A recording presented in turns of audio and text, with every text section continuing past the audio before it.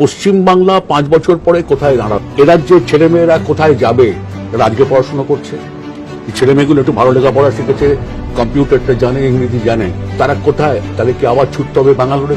পিছতে পিছতে শেষ পর্যন্ত 5 বছর পর কোথায় গিয়ে দাঁড়াবো কেউ?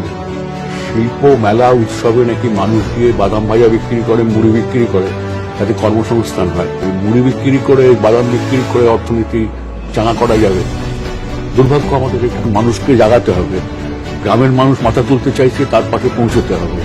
এইগুলো এখন খুব জরুরি। দিশা, লক্ষ্য সবকিছু হারিয়ে গেছে। এর ফল শেষ পর্যন্ত পশ্চিমবাংলা ভীষণভাবে ভুগবে। যে মানুষ আমাদের ছেড়ে গেছেন, সে মানুষ, তার তো বিচার বুদ্ধি আছে। তিনি বিচার করে দেখবেন কি ছিল আর কি হলো। কিছু লোক ভাবছেন বা চাইছেন সত্যি আমরা হাঁটু ভেঙে গেছে, শুয়ে থাকি। হাঁটু আমার তো অত সহজে ভাঙে না। সামনে লড়াই, বড় লড়াই।